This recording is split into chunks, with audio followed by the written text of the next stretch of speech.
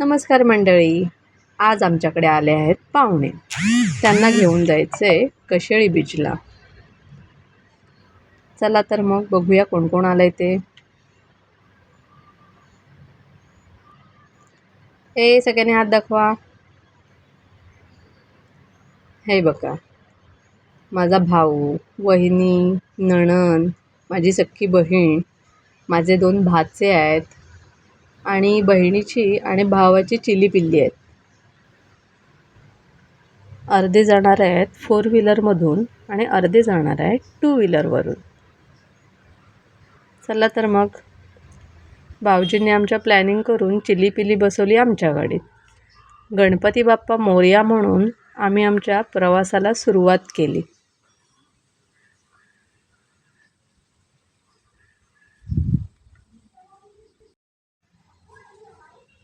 माझ्या मांडीवर भाचा असल्यामुळे मला पुढची शूटिंग काय करता आली नाही. डायरेक्ट आम्ही कशेळी बीचला पोचल्यावर तिथे शूटिंगला सुरुवात केली. कॅमेरा काय उलटा सुलटा होत होता. झाला बाई एकदाचा सरळ. तेवढ्यात आली छकुली, मी येते करून. आता आम्ही पॉईंटवर पोचण्यासाठी पायऱ्या उतरायला सुरुवात केली. माझ्या हाय हिल असल्यामुळे मी चप्पल घरीच ठेवून आले होते आणि घातली होती छकुलीची चप्पल. ती काय मला धड बसतच नव्हती. खूप सैल होत होती, त्यामुळे चालायला खूपच प्रॉब्लेम येत होता. शेवटी मी ती हातात घेतली आणि चालायला सुरुवात केली. या रखरखत्या उन्हात पाय खूपच भाजत होते. हे आमचे भाऊजी.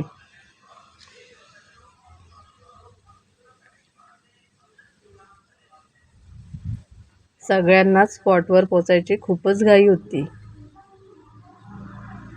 हाय पिल्लू. पाय चांगलेच भाजत होते. पाठून वहिनी आली आणि म्हणायलाच लागली, पाय भाजतील. पण काय करणार, कुछ खोने के लिए, कुछ पाने के लिए कुछ खोना भी पड़ता है. फायनली आपण पोचलो त्या स्पॉटवर. कसलं भारी दिसतंय बघा. ही आमची सगळी मंडळी आणि त्यात ही आमची सोनपरी म्हणजे माझी छोटी बहीण.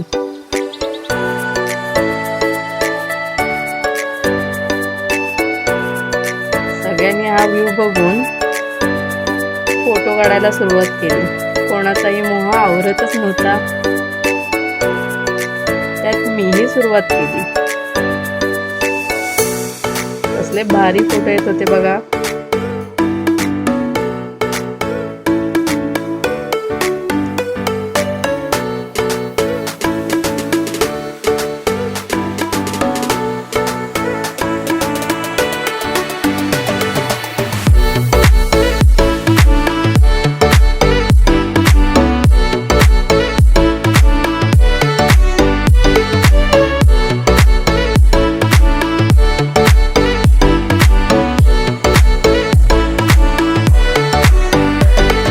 आम्ही दोघींनी खूप फोटो काढले. मग आमच्या नवऱ्यांना पाठी कशाला ठेवायचं म्हणून त्यांचेही फोटो काढले.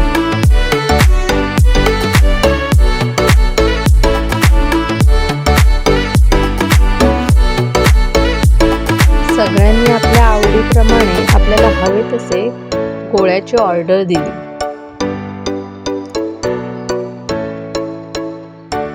आणि गोळा आणि सरबताचा आस्वाद घेतला. आमच्या सोनपरीने सुद्धा गोळाच घेतला.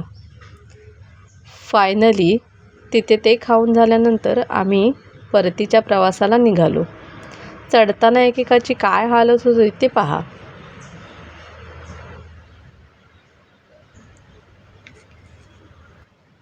आमचा नेक्स्ट पॉईंट होता सूर्यमंदिर.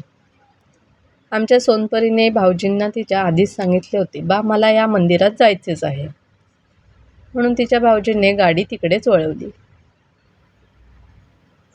गाड्या एकीकडे पार्किंग करून सगळ्यांना एकत्र बोलवून आम्ही मंदिराकडे जायला निघालो. बहिणीचे आणि नंडेचे लग्न व्हायच्या आधी आम्ही इथे एकदा आलो होतो. त्यामुळे जुन्या आठवणींना उजाळा देत आम्ही मंदिराच्या दिशेने निघालो.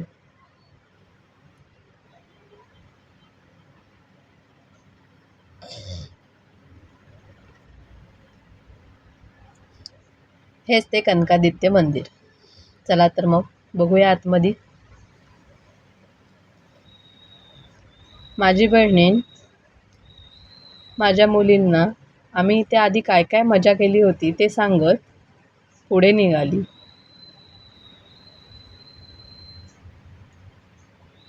मंदिराच्या बाहेर फलक लावला होता की आतमध्ये कॅमेरा चालणार नव्हता, म्हणून मी कॅमेरा उलटाच करून ठेवला. त्यांचे पण बरोबरच आहे, मलाही देवाचे फोटो काढायला आवडत नाही. पुढचा आपला स्पॉट होता गणेश गुळेज बीच.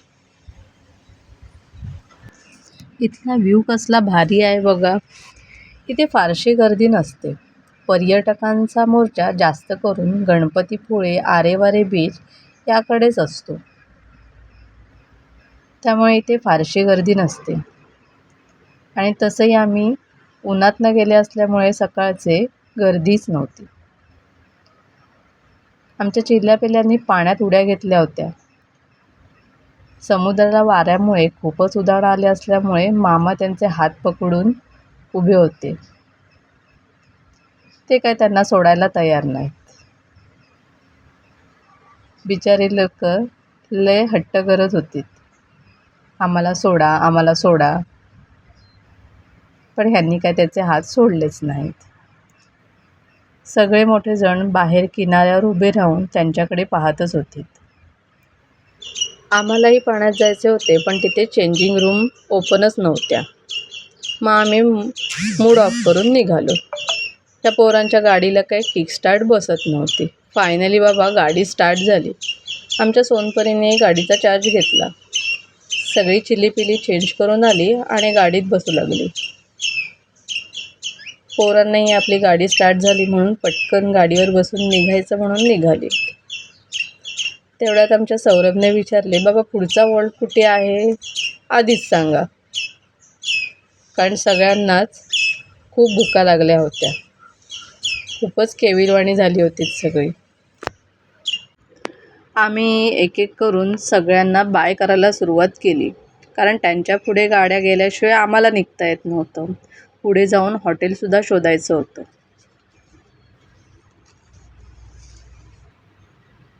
कारण दुपारचे 3:30 वाजले होते, त्यामुळे कुठे जेवण भेटेल ह्या विचाराने आम्ही आमच्या गाडीला स्टार्ट मारला.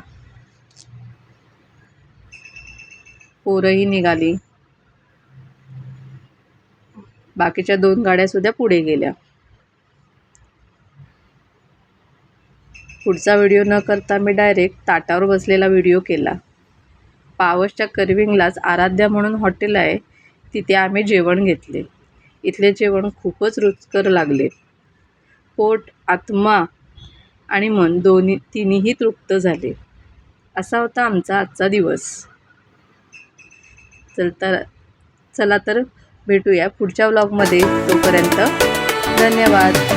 माझ्या चॅनलला लाईक करा, शेअर करा आणि सबस्क्राईब करायला विसरू नका.